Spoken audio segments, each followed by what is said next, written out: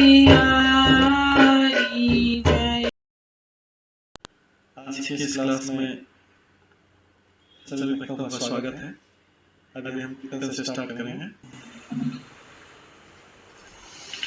जय राधा माधव कुंज बिहारी जय राधा माधव कुंज बिहारी जय गोपीजन वल्लभ गिरिवर धारी जय गोपीजन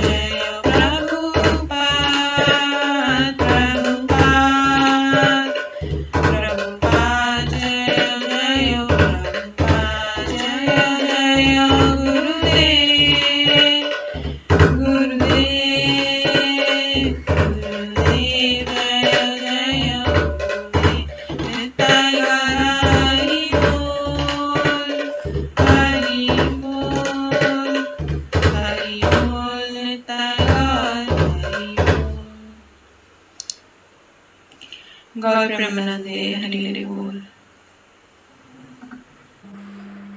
हरे कृष्णा।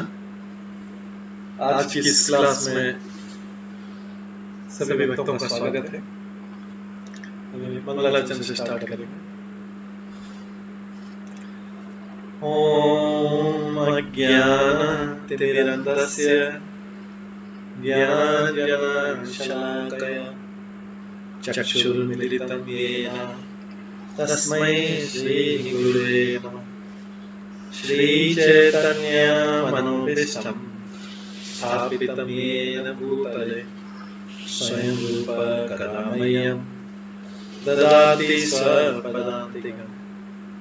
वन्देऽहं श्रीगुरो श्रीयुतपदकमलं श्रीगुरुं वैष्णवांश्च श्रीरूपं साग्रजातं सहगणा रघुनाथान्वितं तं सजीवं साद्वैतं सावधूतं परिजनसहितं कृष्णचैतन्यदेवं श्रीराधाकृष्णपादान् सहगणा ललिता श्रीविशाखान्वितांश्च। नमो विष्णुपदाय कृष्णपृष्ठाय भूतले श्रीमते भक्तिवेदान्त स्वामिनिधि नामिने। नमस्ते सरस्वती देवे गौरवाणी प्रचारिणे निर्विशेष शून्यवादी पाश्चात्यदेशधारिणे। वाञ्छाकल्पतरुभ्यश्च कृपासिन्धुभ्यैव च पतितानां पावनेभ्यो वैष्णवेभ्यो नमो नमः। जय श्री कृष्ण चैतन्य प्रभु नित्यानंद श्री अद्वैत गदाधर श्रीवासादि गौर भक्तवृंद। हरे कृष्णा कृष्ण कृष्ण हरे हरे, हरे राम राम राम हरे हरे। ओम नमो भगवते वासुदेवाय। ओम नमो भगवते वासुदेवाय। ओम नमो भगवते वासुदेवाय। नारायणं नमस्कृत्य नरं चैव नरोत्तमं देवीं सरस्वतीं व्यासं ततो जयमुदीरयेत्। नमस्ते भद्रेषु नित्यं भागवत सेवया भगवते उत्तम श्लोके भक्तिर्भवति नैष्ठिकी। कृष्णाय वासुदेवाय देवकी नंदनाय च नंद गोपकुमाराय गोविन्दाय नमो नमः। सर्ववेदान्तसारमे श्रीभागवतम् इष्यते तदरसामृताप्तस्य नान्यत्र स्यादति क्वचित्। आराध्यो भगवान् ब्रजेश तनयस्तनधाम वृन्दावन्। रम्यः काचिदुपासना व्रजवधूवरेण्या कल्पिता। श्रीमद्भागवतं प्रमाणं अमलं प्रेमकुमारतमः श्रीचैतन्यमहाप्रभुमतमेदं तत्रादौ न परम्। मूकं करोति वाचालं पङ्गुलङ्घ्यते गिरिं यत्कृपातमहं वन्दे परमानन्दमाधवम्। हरे कृष्ण।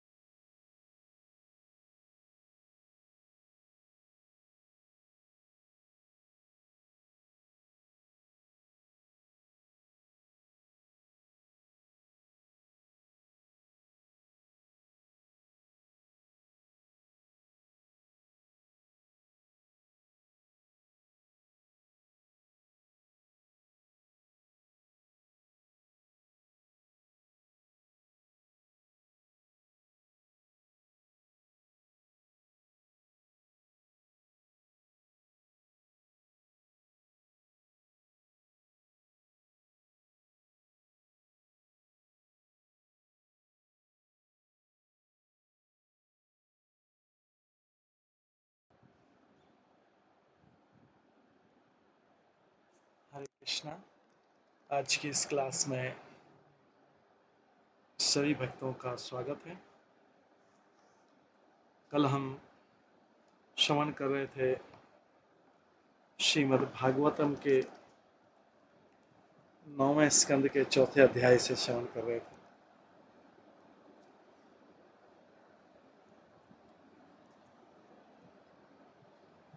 इसमें हमने श्रवण किया था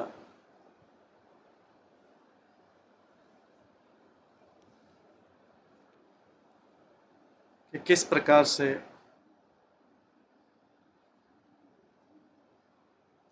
दुर्वासा मुनि द्वारा अम्बरीश महाराज का अपमान किया गया।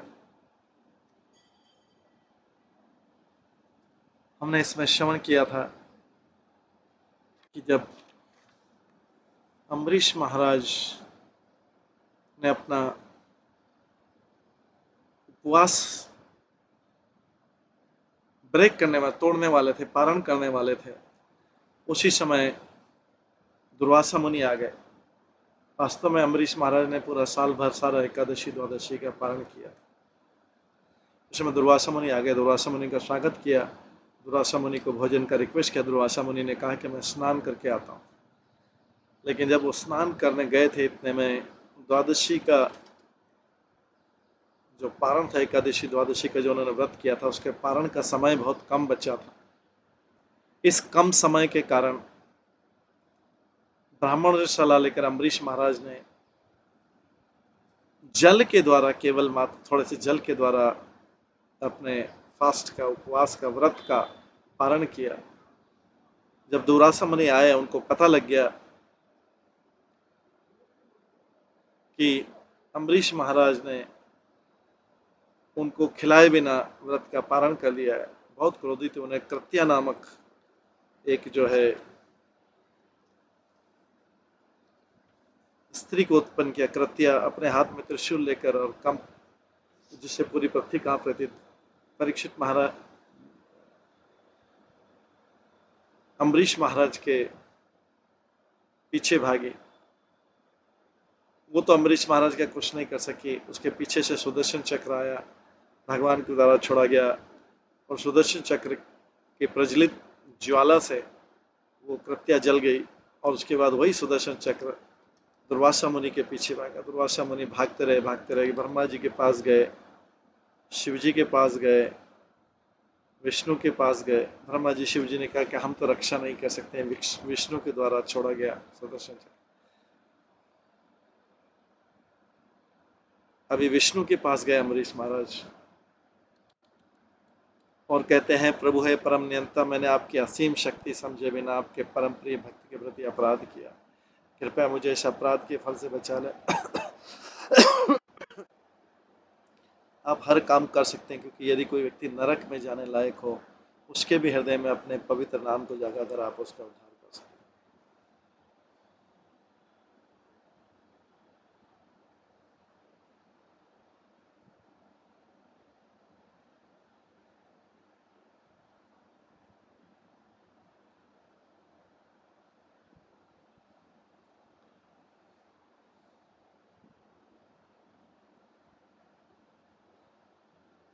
इसकी जब भगवान से प्रार्थना की, भगवान क्या कहते हैं हम सुनते हैं। उनके वचन बहुत इंपॉर्टेंट है। भगवान श्री भगवान वाचा। आज हम 63 श्लोक नंबर से स्टार्ट करेंगे। 9वें स्कंद का 4थे अध्याय का श्लोक नंबर 63। श्री भगवान वाचा। भगवान बोलते हैं, अहम भक्त पराधीन, अहम भक्त पराधीना ही अस्वतंत्र इव द्विज।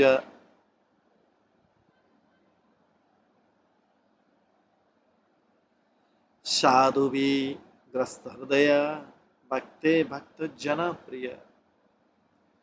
अहम भक्त पराधीनो, अहम भक्त पराधीनो ही अस्वतंत्र एव द्विजस। साधु भी ग्रस्त हृदय, भक्ते भक्त जन। भगवान ने उस ब्राह्मण से कहा मैं पूर्णतः अपने भक्तों के वश में हूँ।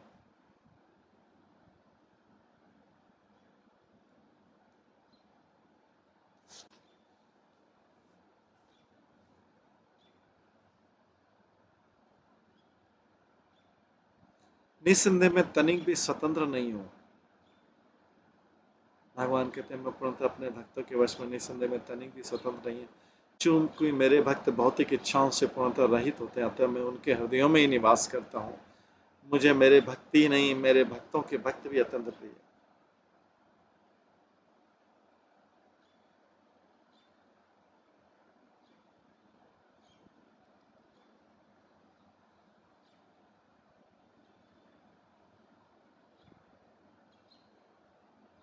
तात्पर्य ब्रह्मांड के सारे महापुरुष, जिसमें ब्रह्मा जी तथा शिव जी भी सम्मिलित हैं, पूर्णतः भगवान के वशीभूत है, किंतु भगवान पूरी तरह से अपने भक्त के वशीभूत में रहते हैं। ऐसा क्यों?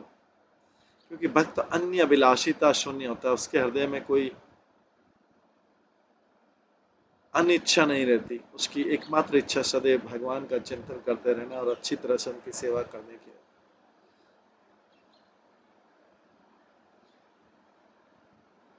इस दिव्य गुण के कारण परमेश्वर भक्तों के अत्यंत अनुकूल रहते हैं।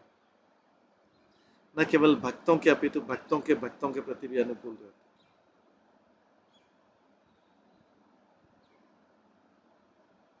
श्री नरोत्तम दास ठाकुर कहते हैं, छाड़िया वैष्णव सेवा निस्तार पाए केवल।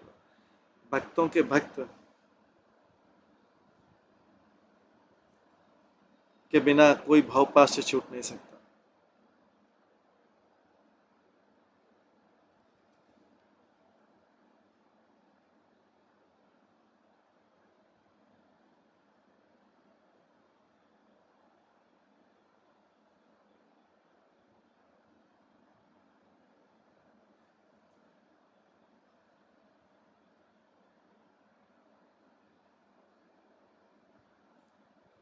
उसकी एकमात्र भक्ति की एकमात्र इच्छा सदैव भगवान का चिंतन करते रहना, अच्छी तरह से उनकी सेवा करने की होती है। इस दिव्य गुण के कारण परमेश्वर भक्तों के अत्यंत अनुकूल रहता है। न केवल भक्तों के अपितु भक्तों के भक्ति भी अनुकूल रहते हैं। इसलिए श्लोक है, अहम भक्त पराधीनो ही असतंत्र इव द्विज साधु भी ग्रस्त हृदय भक्ते भक्त जन प्रिय। इसलिए चैतन्य महाप्रभु ने अपने आप को गोपी भरते हुए पद कमलय और दास दासानुदास कहा। इस तरह उन्होंने हमें उपदेश दिया कि हम सीधे कृष्ण के दास न बने, अपितु कृष्ण के दास बने। ब्रह्मा नारद व्यासदेव तथा सुखदेव गोस्वामी जैसे भक्तगण सीधे कृष्ण के दास हैं। और जो व्यक्ति नारद व्यासदेव तथा सुखदेव का दास होता है, जिस तरह की षट गोस्वामी थे, वो भी बड़ा भक्त।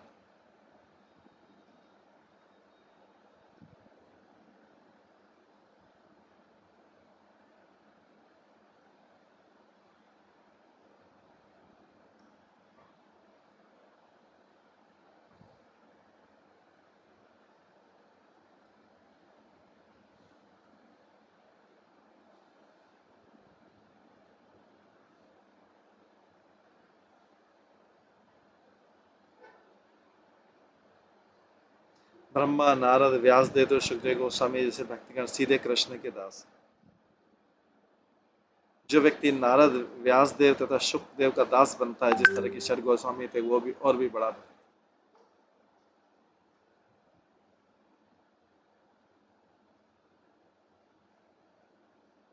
इसलिए श्री विश्वनाथ चक्रवर्ती ठाकुर कहते हैं, यस्य प्रसादात भागवत प्रसादात। जो व्यक्ति निष्ठापूर्वक गुरु की सेवा करता है, उस भक्त के प्रति कृष्ण निश्चय अनुकूल रहते हैं। भगवान के आदेशों का सीधा पालन करने की अपेक्षा भक्त के आदेशों का पालन करना अधिक मूल्यवान होता है।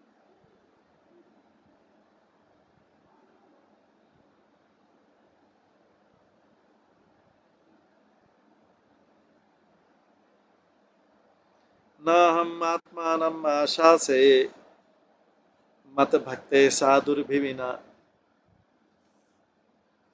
श्रियं चान्तिकं ब्रह्मन् येषां गति अहम परा।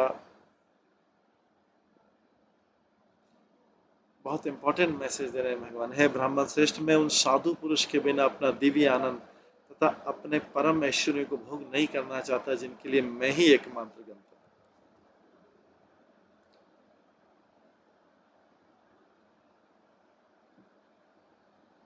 तात्पर्य भगवान आत्मनिर्भर है।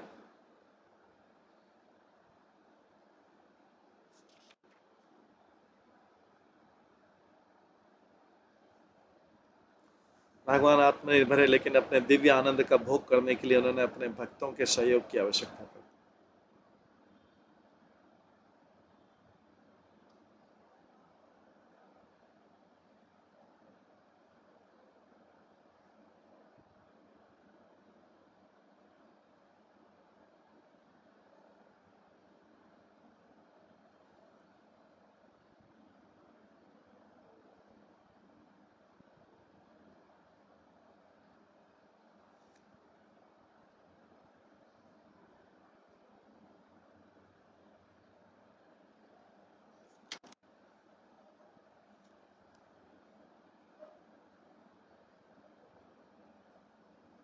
उदाहरण, यद्यपि वृंदावन में भगवान कृष्ण स्वयं में पूर्ण हैं, किंतु वे अपने दिव्य आनंद को वर्धित करने के लिए अपने भक्त ग्वालों तथा गोपियों का सहयोग चाहते हैं।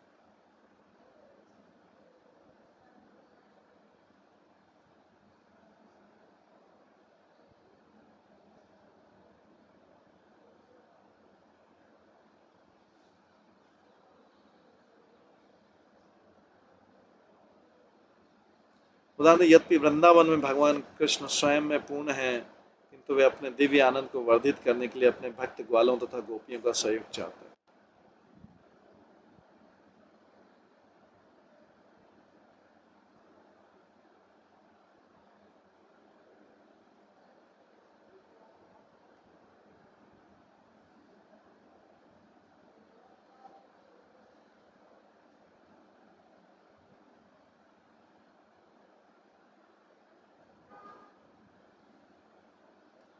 ऐसे शुद्ध भक्त जो भगवान की अलादीनी शक्ति को बढ़ाने वाले हैं, भगवान को अत्यंत प्रिय हैं।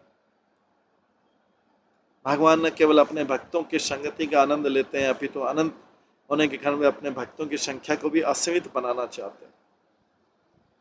इस तरह वे अभक्तों तथा विद्रोही जीवों को भगवत धाम वापस जाने के लिए प्रेरित करने तो इस भौतिक जगत में अवतरित होते हैं और उन्हें प्रोत्साहित करते हैं कि उनकी शरण में जाया जाए, क्योंकि अनंत होने के कारण वे अपने भक्तों की संख्या को असीम बनाना चाहते हैं। कृष्ण भावनामत आंदोलन भगवान के शुद्ध भक्तों की संख्या को अधिक अधिक बढ़ाने का प्रयास है।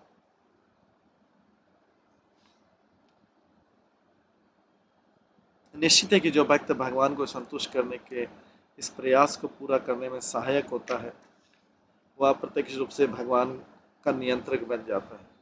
यद्यपि भगवान षड ऐश्वर्य से पूर्ण है, किंतु उन्हें अपने भक्तों के बिना उन्हें दिव्य आनंद प्राप्त नहीं होता। इस संदर्भ में उदाहरण दिया जा सकता है कि यदि किसी धनी पुरुष के परिवार में पुत्र नहीं होता तो अपने को सुखी अनुभव नहीं करता, इसलिए अपने सुख की पूर्ति के लिए कभी कभी दत्तक पुत्र या एडॉप्ट करता है, गोद लेता है। शुद्ध भक्त को दिव्य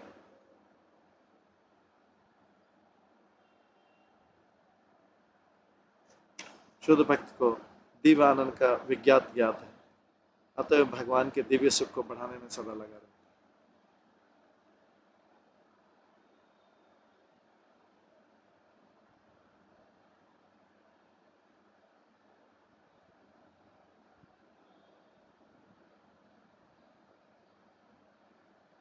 शुद्ध भक्त को दिव्य आनंद का विज्ञान ज्ञात है, तो भगवान के दिव्य सुख को बढ़ाने में सदा लगा।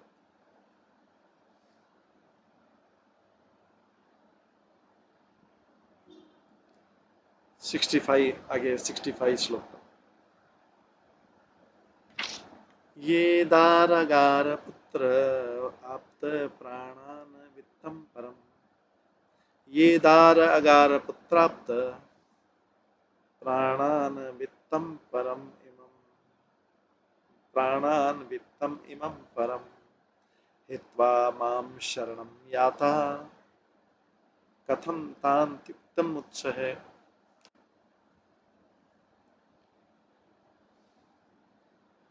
चूंकि शुद्ध भक्त गण इस जीवन में अगले जीवन में किसी भौतिक उन्नति की इच्छा से रहकर अपने घर, पत्नियों, बच्चों, संबंधियों, धन, यहाँ तक कि अपने जीवन का भी परित्याग मात्र मेरी सेवा के लिए करते हैं, तो मैं ऐसे भक्तों को कभी भी किस तरह छोड़ सकता।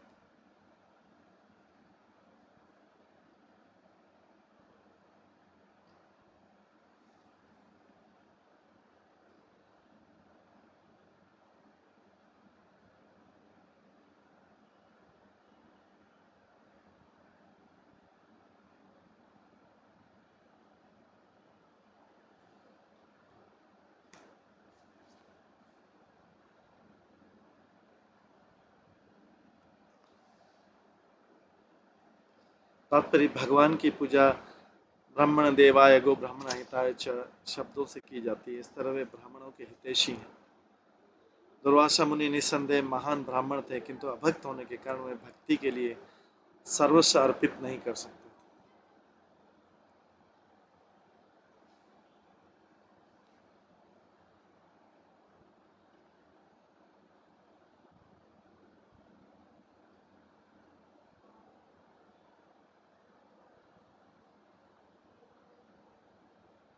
वस्तुतः महान योगी जन स्वार्थी होते हैं। इसका प्रमाण है कि जब दुर्वासा मुनि ने महाराज अम्बरीश को मारने के लिए असुर उत्पन्न किया, तो राजा भगवान की प्रार्थना करते हुए और उन्हीं पर पूर्ण आश्रित रहे और अपने स्थान पर खड़े रहे।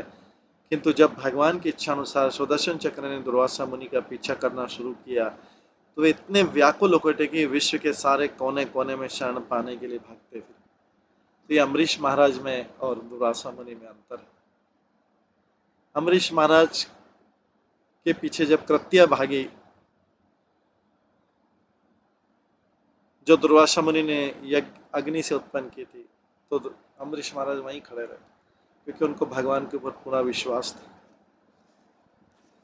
लेकिन योगी जन जो हैं, जैसे दुर्वासा मुनि के पीछे जब सुदर्शन चक्र भागा, दुर्वासा मुनि उस जगह खड़े नहीं रहे, भागते रहे सारे विषयों में।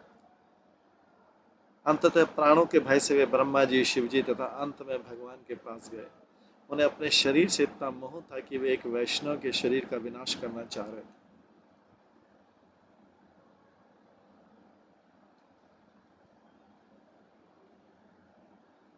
इसलिए उनकी बुद्धि ठीक नहीं थी, और ऐसा बुद्धिहीन व्यक्ति भला किस तरह भगवान द्वारा उबारा जा सकता। भगवान उन भक्तों को निश्चित रूप से संरक्षण प्रदान करते हैं जो उनकी सेवा करने के लिए अपना सर्वस्व त्याग देते हैं।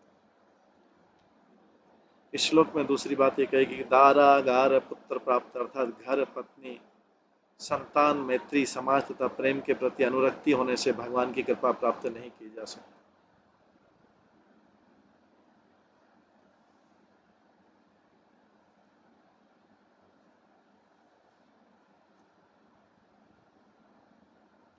जो व्यक्ति सुख के लिए चूल्हा चक्की में लिप्त रहना चाहता है, वो शुद्ध भक्त नहीं हो सकता। कभी कभी शुद्ध भक्त में भी पत्नी, संतान तथा घर के लिए आकर्षण हो सकता है,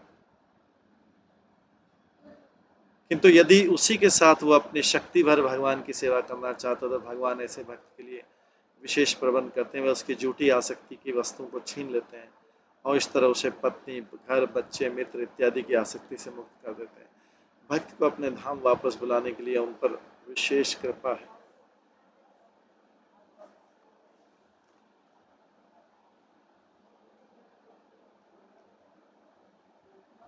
मयि निर्बद्ध हृदया साध मयि निर्बद्ध हृदया साधव समदर्शन वशो कुर्वन्ति मां भक्त्या सतस्त्रिय सतपतिम यथा।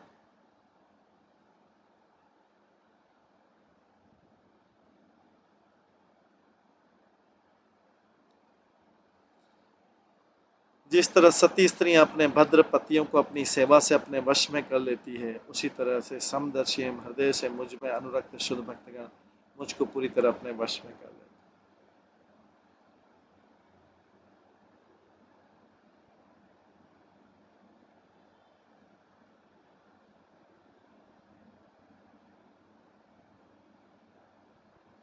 तात्पर्य श्लोक का समदर्शना शब्द महत्वपूर्ण। शुद्ध भक्त वास्तव में सबके प्रति संभाव रखता है।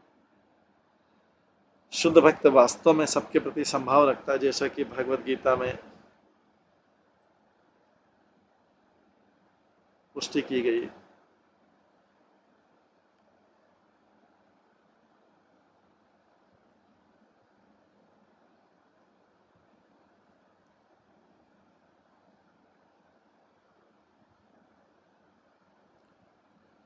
ब्रह्म भूत प्रसन्न आत्मा न शोचित न कांक्षति सम सर्वेषु भूतेषु। शुद्ध भक्त होने पर ही विश्व बंधुत्व संभव है। पंडिता समदर्शी। शुद्ध भक्त विद्वान होता है क्योंकि वह अपनी स्वाभाविक स्थिति को तथा भगवान की स्थिति को जानता है और जीव तथा भगवान के पारस्परिक संबंध को जानता है। इस तरह उसे पूर्ण आध्यात्मिक ज्ञान रहता है और स्वतः मुक्त हो जाता है।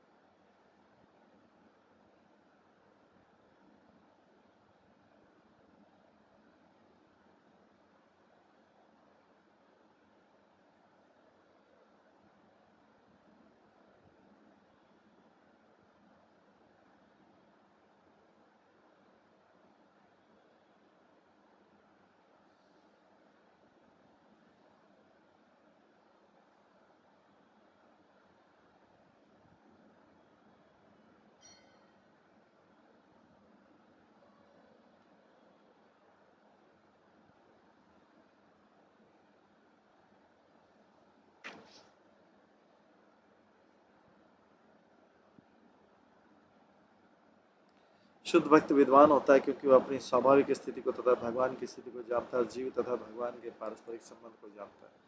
इस तरह उसे पूर्ण आध्यात्मिक ज्ञान रहता है और स्वतः मुक्त हो जाता है। इसलिए हर व्यक्ति को आध्यात्मिक स्तर पर देख सकता है। वो सारे जीवों के सुख तथा दुख को समझ सकता है और समझता है कि जो उसके लिए सुख है वही दूसरों के लिए सुख है,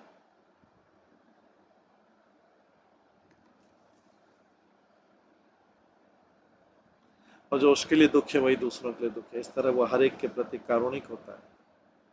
जैसा कि प्रहलाद महाराज ने कहा, शोचे ततो विमुख चेतस इंद्रियार्थ माया सुखाय भरमुद्वहतो विमूढ़ान्। लोग सांसारिक क्लेशों से ग्रस्त हैं क्योंकि वे भगवान के प्रति अनुरक्त नहीं होते।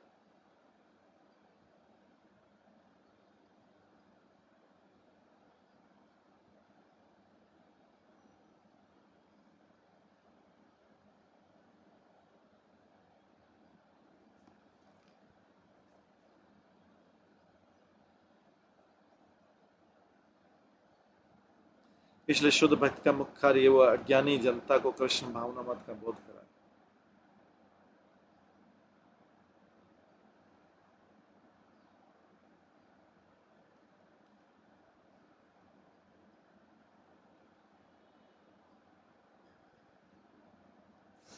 लोग सांसारिक क्लेशों से ग्रस्त हैं क्योंकि भगवान के प्रति अनुरक्त नहीं होते।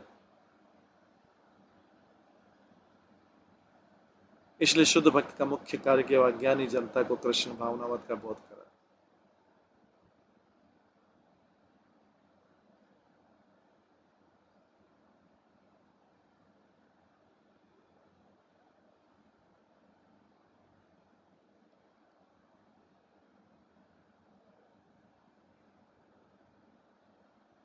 आगे है 67 श्लोक। मत सेवया प्रतीतम ते सालोक्य आदि चतुष्टयम न इच्छन्ति सेवया पूर्णा कुता अन्यत काल विप्लुतम। मेरे जो भक्त मेरी प्रेमा भक्ति में लगे रहकर सदैव संतुष्ट रहते हैं, वे मोक्ष के चारों सिद्धांतों सालोक्य, सारूप्य, सामीप्य तथा साष्टी में भी तनिक रुचि नहीं रखते। यद्यपि उनकी सेवा से ही उन्हें स्वतः प्राप्त हो जाते हैं, तो फिर स्वर्ग लोग जाने के नश्वर सुख के विषय में क्या कहा जाए।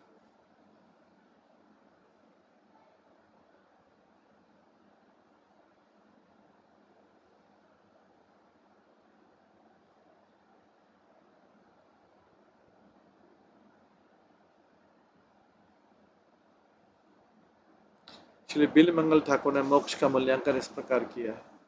मुक्ति स्वः मुकुलितांजलि सेवते अस्मा धर्मार्थ काम गतया समय प्रतीक्षा।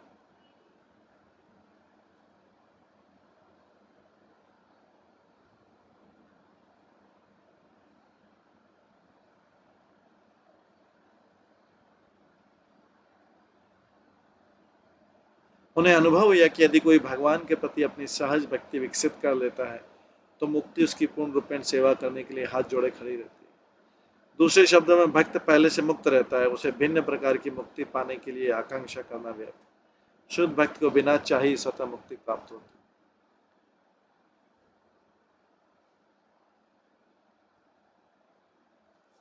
साधवो हृदय मह्यम साधूनां हृदय त्वं मदन्यते न जानन्ति नाहं तेभ्यो मनागते।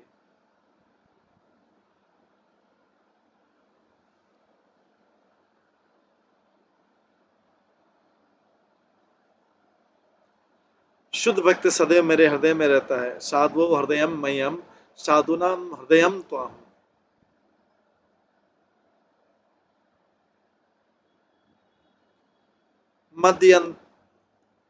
मत अन्यते न जानन्ति न हम तेभ्य मना करती। वो मेरे भक्त मेरे सिवा कुछ और कुछ नहीं जानते, मैं उनके अतिरिक्त किसी और को नहीं जानता।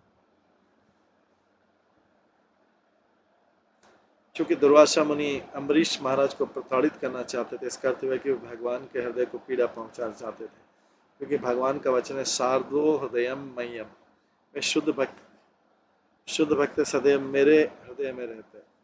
भगवान की भावना उस पिता के समान होती जो अपने बच्चे को पीड़ा में देखकर पीड़ा का अनुभव करता है। तो भक्त के चरण कमलों पर किए गए अपराध गंभीर होते हैं। श्री चैतन्य महाप्रभु ने जोरदार शब्दों में संस्तुति की, किसी को भक्त के चरण कमलों पर अपराध नहीं करना चाहिए। ऐसे अपराधों की तुलना उस मत वाले हाथी से की जा सकती जो बगीचे में घुसकर उत्पात मचा देता है। अतः शुद्ध भक्त के चरण कमलों पर अपराध न हो, उसके लिए अत्यधिक सतर्क रहना चाहिए। वस्तुतः महाराज अम्बरीश का तनिक भी दोष न था।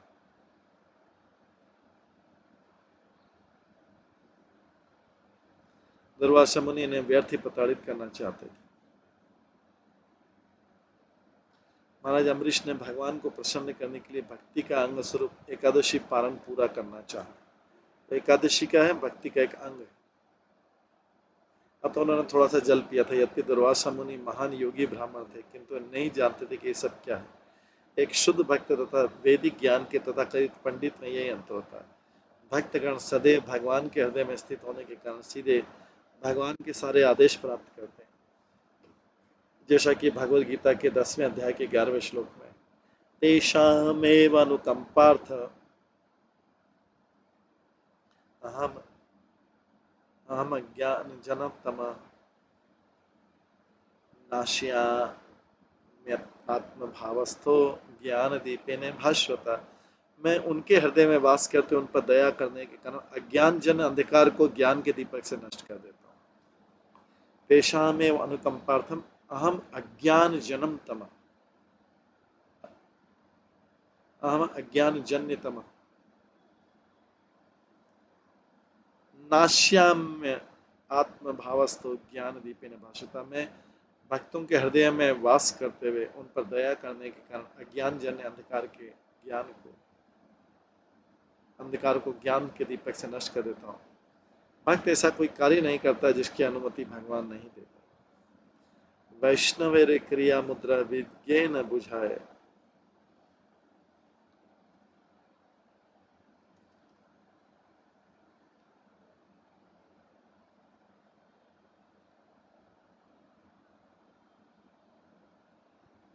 यहाँ तक कि अत्यंत विद्वान अनुभवी व्यक्ति भी वैष्णव या शुद्ध भक्ति गतिविधियों को नहीं जान सकते।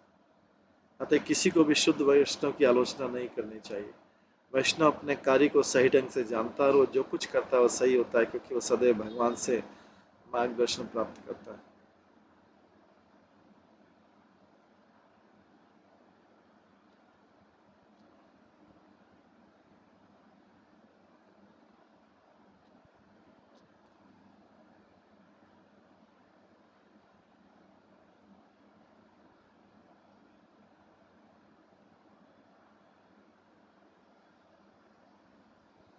उपायं कथयिष्यामि तव विप्र शृणुष्व तथा अयं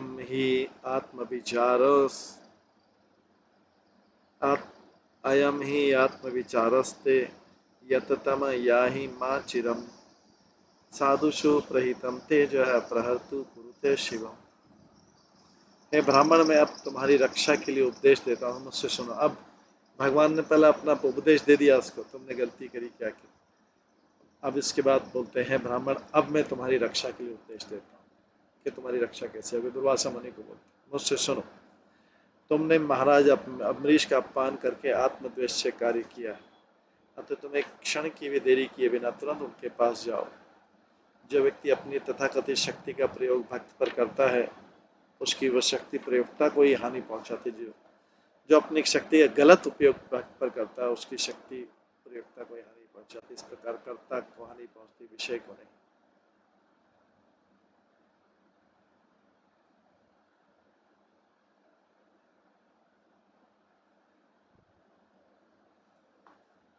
तात्पर्य, वैष्णव सदा से अभक्तों की ईर्षा का विषय बना हुआ,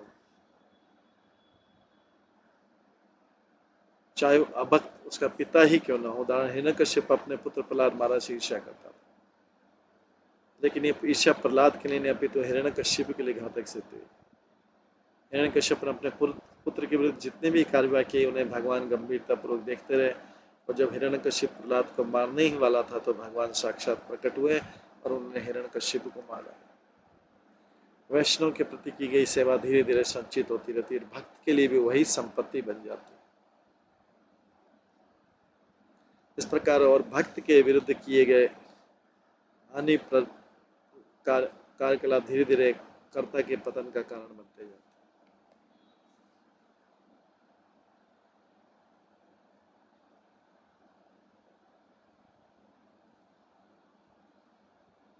दुर्वासा जैसे महान ब्राह्मण योगी भी घोर संकट में था क्योंकि उसने शुद्ध भक्त महाराज अम्बरीश के चरण कमलों पर अपराध किया।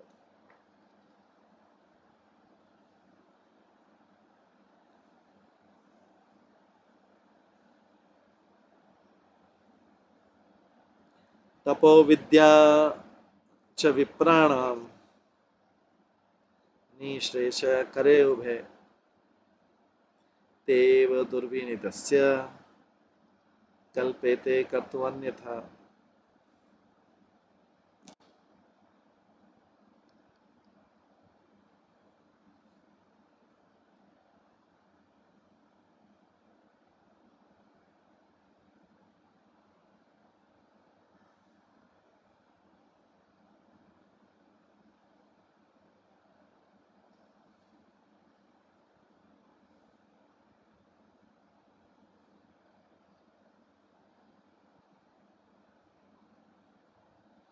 ब्राह्मण के लिए तपस्या तथा विद्या निश्चय कल्याणप्रद है, किंतु जब तपस्या तथा विद्या ऐसे व्यक्ति के पास होती जो विनीत नहीं तो अत्यंत घातक होती।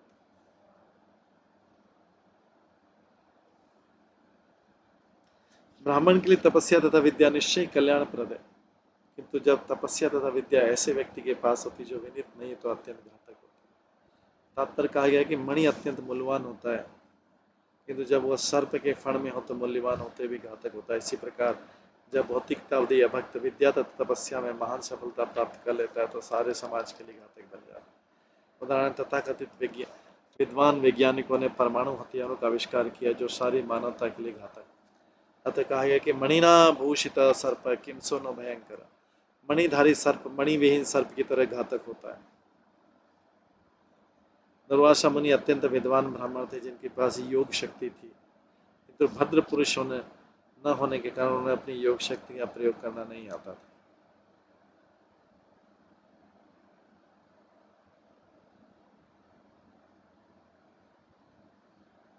अतः वे अत्यंत घातक थे।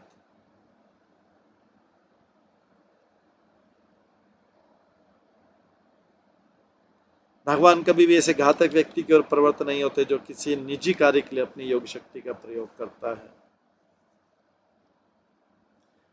अतः प्रकृति के नियम के अनुसार शक्ति का दुरुपयोग अंततः न केवल समाज के लिए घातक बनता है, अभी तो शक्ति का दुरुपयोग करने वाले व्यक्ति के लिए।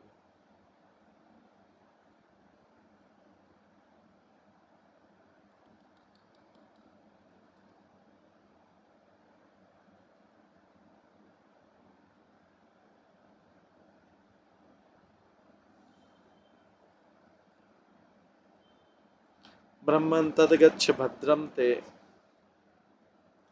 नाभागतनियं नृपं क्षमापय महाभागं ततः शांति भविष्यति।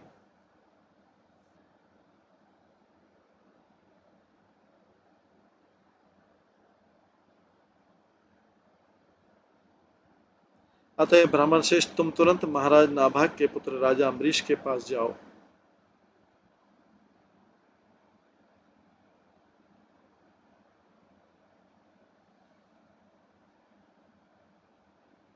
मैं तुम्हारे कल्याण की कामना करता हूँ। भगवान बोल रहे हैं दुर्वासा जी को, यदि तुम महाराज अम्बरीश को प्रसन्न कर सके तो तुम्हें शांति मिल पाई।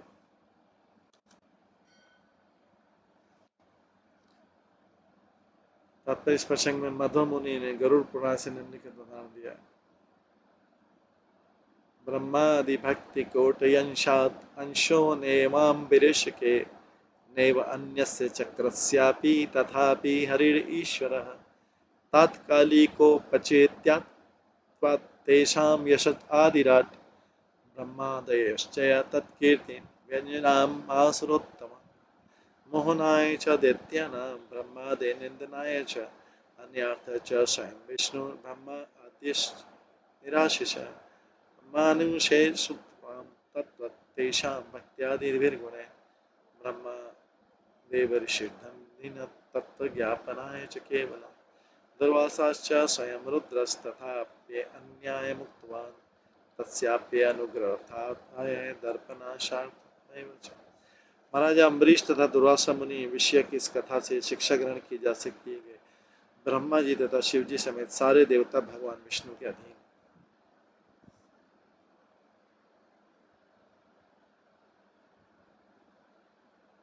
अतः जब किसी वैष्णव का अपमान होता है तो भगवान विष्णु उस अपमानकर्ता को दंड देते हैं।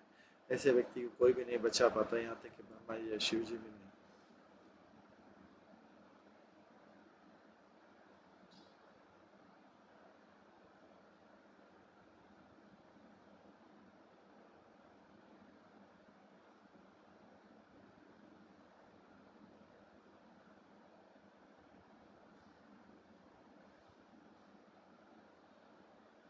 इस प्रकार से यह अध्याय खत्म होता है जिसमें दुर्वासा मुनि द्वारा अम्बरीश महाराज का अपमान है। इसके पश्चात दुर्वासा मुनि को जीवन दान कैसे दिया जाता है वो अम्बरीश महाराज वो हम अगले अध्याय में सुनते हैं। 9वें स्कंद के 5वें अध्याय में सुनते हैं। सुखदेव गोस्वामी बोलते हैं तो अभी भगवान ने दुर्वासा मुनि को अम्बरीश महाराज के पास भेज दिया क्षमा लेने की। बोला तभी तुम शांति प्राप्त कर पाओगे जब उनसे क्षमा मांगो, वो प्रसन्न हो जाए। श्री शुकवाच एवं भगवतादिष्ट दुर्वासा चक्रतापितः अम्बरीशम उपाव्रत्य तत्पादो अम्बरीश उपाव्रत्य तत्पादो दुखितग्रहित। सुखदेव गोस्वामी ने कहा जब भगवान विष्णु ने दुर्वासा मुनि को इस प्रकार सलाह दी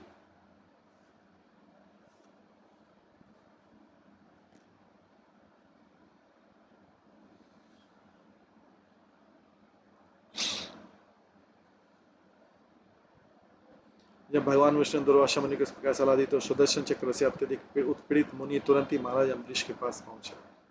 अत्यंत दुखित होने के कारण वे राजा के समक्ष लौट गए और उनके चरण कमलों को पकड़ लिया।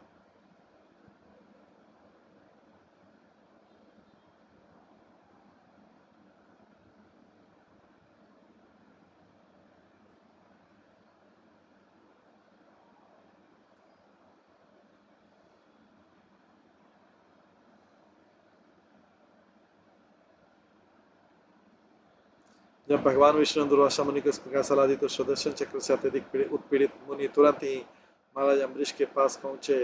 अत्यंत दुखी होने के कारण वे राजा के समक्ष लौट गए और उनके चरण कमलों को पकड़ लिया। तस्य स उद्यममावीक्ष्य पादस्पर्श विलज्जितः अस्तावित ततः हरे अस्तावित तत्परः अस्त्रं कृपया पीड़ित वृषम। जब दुर्वासा मुनि ने महाराज अम्बरीश के पांव छुए तो अत्यंत लज्जित हो उठे। अम्बरीश महाराज लज्जित हो रहे हैं क्योंकि दुर्वासा मुनि जैसे व्यक्ति उनका पांव छू रहे। और जब उन्होंने देखा कि दुर्वासा उनकी स्तुति करने का प्रयास करे तो वे दयावश और भी अधिक संतप्त हुए। अतः उन्होंने तुरंत ही भगवान के महान अस्त्र की स्तुति करना आरंभ कर दी। अम्बरीश महाराज ने तुरंत सुदर्शन चक्र को, क्योंकि सुदर्शन चक्र ही पीछा कर रहा था दुर्वासा मुनि, तो अम्बरीश महाराज ने दुर्वासा मुनि को बचाने के लिए सुदर्शन चक्र की स्तुति कर ली। अम्बरीश उवाच अम्बरीश सुदर्शन चक्र भी भगवान का एक अंश अवतार है। अम्बरीश उवाच तम अग्नि भगवान सूर्य तम सोम ज्योतिषां पति तम आप त्वं क्षिति व्योम वायु मातृन्द्रियाणि च। महाराज अम्बरीश ने कहा सुदर्शन चक्र तुम अग्नि हो, तुम परम शक्तिमान सूर्य हो तथा तुम सारे नक्षत्र के स्वामी चंद्रमा हो, तुम जल पृथ्वी तथा आकाश हो, तुम पांचों इंद्रिय विषय ध्वनि स्पर्श रूप स्वाद तथा गंध और तुम ही इंद्रियों भी हो।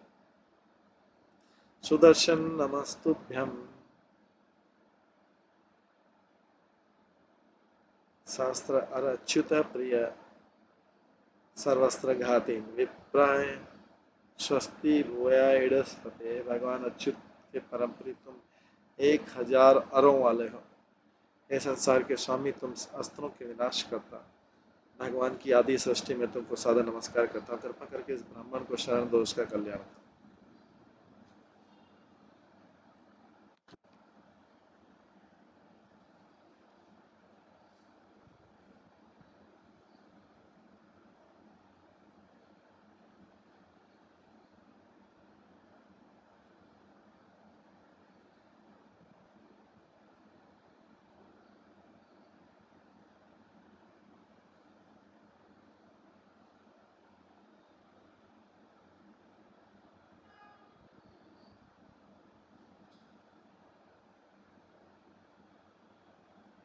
1000 आरो वाले, मतलब 1000 उसमें स्पोक।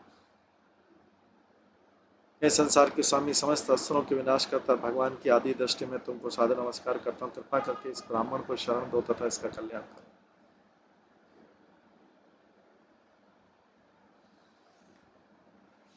पांचवा श्लोक है। तम धर्मस्तम व्रतम सत्यम तम तम धर्म तम धर्मस्तम व्रतम सत्यम तम यज्ञो अखिल यज्ञ भोग तम लोकपाला सर्वात्मा तम तेज परुषम परम। हे सुदर्शन चक्र, तुम धर्म हो, तुम सत्य हो, तुम प्रेरणा तत्कथन हो, तुम यज्ञ हो तथा तुम ही यज्ञ फल के भोक्ता हो। क्योंकि सुदर्शन चक्र जो है भगवान का अंश अवतार है। तुम अखिल ब्रह्मांड के पालन करता हो, तुम ही भगवान स्नग के हाथों में परम दिव्य तेज हो। तुम भगवान की मूल दृष्टि हो, अतः तुम सुदर्शन कहलाते हो। सुदर्शन मतलब होता है शुभ दृष्टि।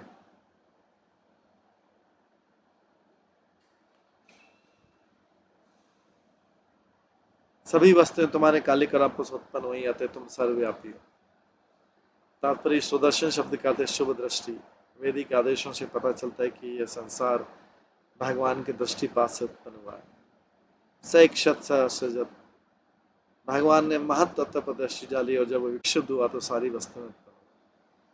कभी कभी पंडित पाश्चात्य दार्शनिक सोचते हैं कि सृष्टि का मूल कारण पिंड का विस्फोट था। यदि कोई इस पिंड को संपूर्ण भौतिक शक्ति या महत्व माने तो समझ सकता है कि यह पिंड भगवान की चितवन से विक्षुब्ध हुआ और इस तरह भगवान की चितवन ही इस सृष्टि का मूल कारण।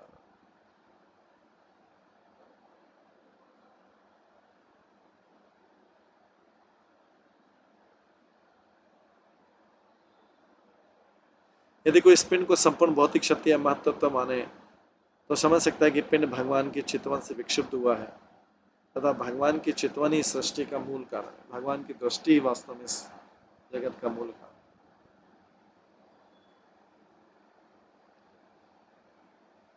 नमः सुनाभाखिल धर्म सेतवे यधर्मशीला सुरधूमकेत त्रैलोक्य गोपाय विशुद्ध वचसे मनोजवाय अद्भुत मने गुरु।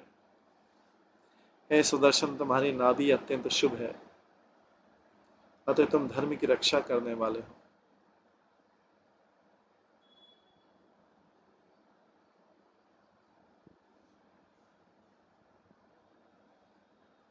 तुम अधार्मिक असुरों के लिए अशुभ पुच्छल तारे के समान हो।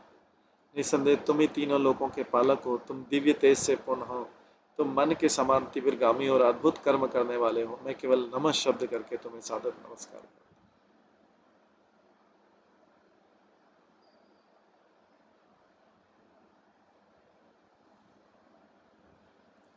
तात्पर्य, भगवान का चक्र सुदर्शन कहलाता है क्योंकि उच्च तथा निम्न अपराधियों असुरों में भेदभाव नहीं करता। दुर्वासा मुनि निश्चय ही शक्तिशाली ब्राह्मण थे, किंतु उनके कार्यकलाप शुद्ध भक्त अम्बरीश महाराज के प्रति असुर वजह से। शास्त्र का वचन है कि धर्मम तो साक्षात भगवत प्रणीतम। धर्म शब्द का अर्थ है भगवान द्वारा दिए गए आदेश या नियम। सर्वधर्मान परित्यज्य माम एकम शरणम व्रज। असली धर्म तो भगवान की शरण ग्रहण करना है।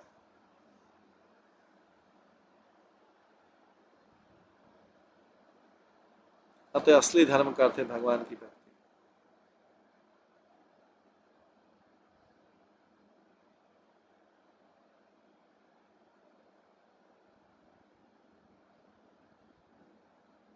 अतः असली धर्म का अर्थ है भगवान की भक्ति। इसलिए सुदर्शन चक्र को यहाँ धर्म सेतु अथवा धर्म का रक्षक कहा गया। महाराज अम्बरीश सचमुच धार्मिक व्यक्ति थे, अतः उनकी रक्षा करने के लिए सुदर्शन चक्र दुर्वासा मुनि जैसे कठोर ब्राह्मण को भी दंड देने के लिए उद्यत थे, क्योंकि उन्होंने असुरों जैसा कर्म किया।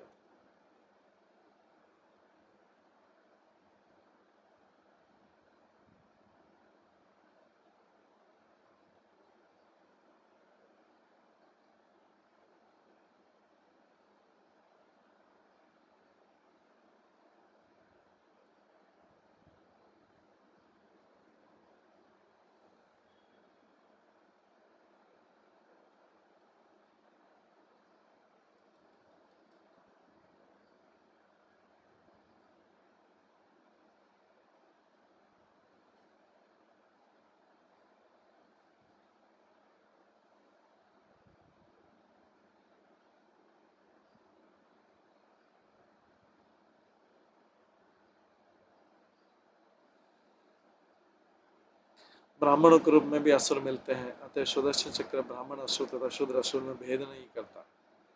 जो कोई भी भगवान तथा उनके भक्तों के विरुद्ध होता है वो असुर कहलाता है। शास्त्र में से अनेक ब्राह्मण तथा क्षत्रिय असुरों की तरह कर्म करते पाए गए, उनका वर्णन असुरों की भांति हुआ है।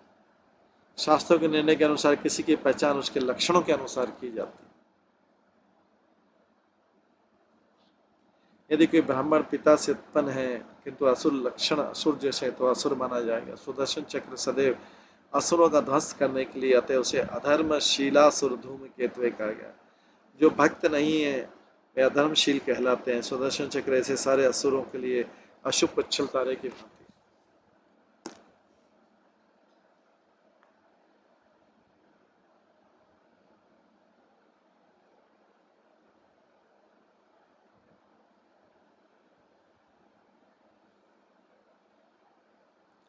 तत्तेजसा धर्मयेन सहतं तमः प्रकाशश्च दस्मात्मानं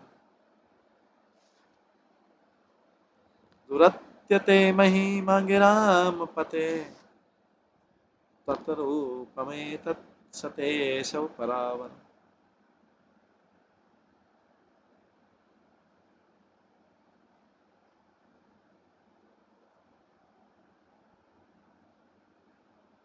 हे वाणी के स्वामी, धार्मिक सिद्धांतों से पूर्ण तुम्हारे तेज से संसार का अंधकार दूर हो जाता है।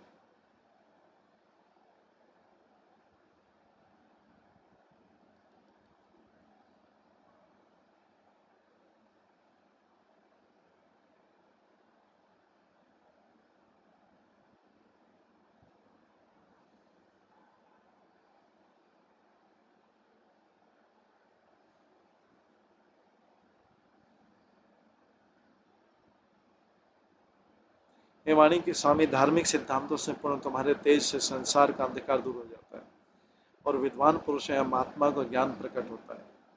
निस्संदेह कोई तुम्हारे तेज का पार नहीं पा सकता, क्योंकि सारी वस्तुएं चाहे प्रकट अथवा प्रकट हो, स्थूल अथवा सूक्ष्म हो, अच्छा उच्च अथवा निम्न हो, आपके तेज के द्वारा प्रकट होने के वाले आपके विभिन्न रूप हैं।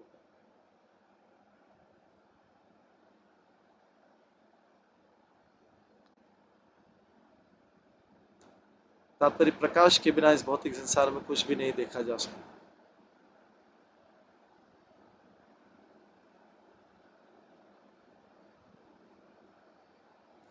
तात्पर्य, प्रकाश के बिना इस भौतिक संसार में कुछ भी नहीं देखा जा सकता। इस संसार का प्रकाश उस सुदर्शन के तेज से उद्भूत होता है जो भगवान की मूल दृष्टि है।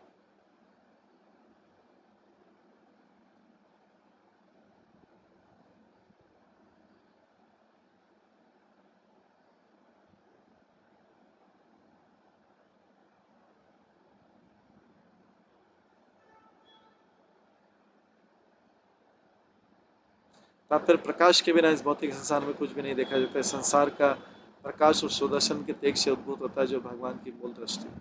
सूर्य, चंद्र तथा अग्नि के प्रकाश तत्व सुदर्शन से उद्भूत होते हैं। उसी प्रकार ज्ञान का प्रकाश भी सुदर्शन से ही आता है, क्योंकि सुदर्शन का प्रकाश ऊंच तथा नीच है।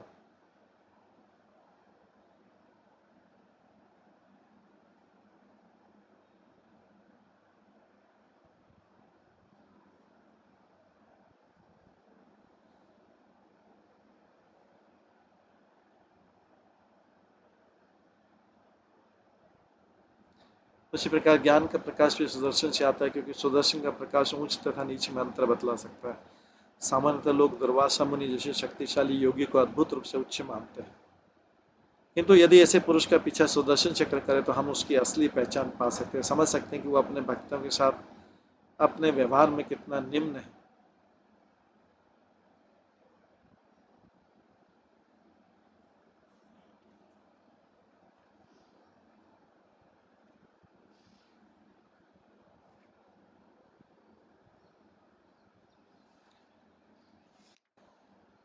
आगे प्रार्थना करते हैं।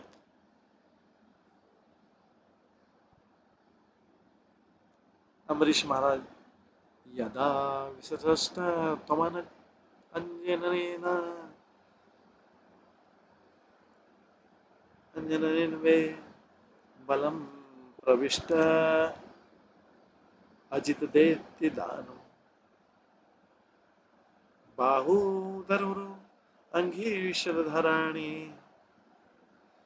वृश्चिन्नजस्थं प्रधने विराजसे। हे अजीत, जब तुम भगवान के द्वारा दैत्यों तथा दानवों के सैनिकों के बीच घुसने के लिए भेजे जाते हो, तुम युद्ध स्थल पर डटे रहते हो और निरंतर उनके हाथों, पेट, जांघों, पांवों तथा सिर को विलग करते रहते हो।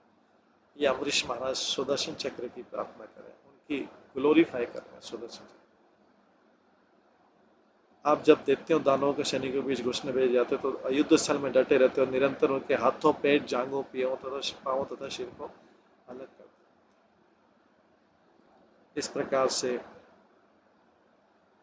अम्बरीश महाराज सुदर्शन चक्र की प्रार्थना कर रहे हैं, जिससे दुर्वासा मुनि बच जाए। दुर्वासा मुनि को सुदर्शन चक्र आघात नहीं करे। ये अम्बरीश महाराज भक्त हैं, इनमें बदला लेने की भावना नहीं।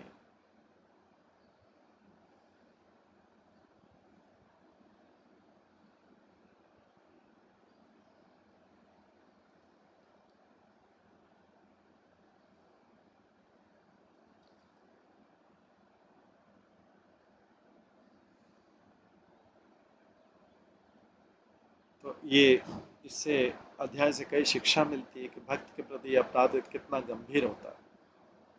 चाहे कोई तपस्वी भी अपराध करे तो तपस्वी भी दंड पाता है, क्योंकि भक्त और तपस्वी में अंतर है। दुर्वासा मुनि तपस्वी थे और अम्बरीश महाराज भक्त थे, शुद्ध भक्त। आज इस अध्याय को हम यहीं पे विराम देते हैं। सुदर्शन चक्र की प्रार्थना और भी है अम्बरीश महाराज करें। आप सभी भक्तों का बहुत बहुत धन्यवाद। सब भक्तों के लिए एक बार हरे कृष्ण महामंत्र का जप करते हैं। हरे कृष्णा कृष्णा कृष्णा हरे हरे, हरे राम राम राम हरे। श्री श्रीमद् भागवतम ग्रंथ की जय, श्री प्रभुपाद की जय, सभी भक्तगणों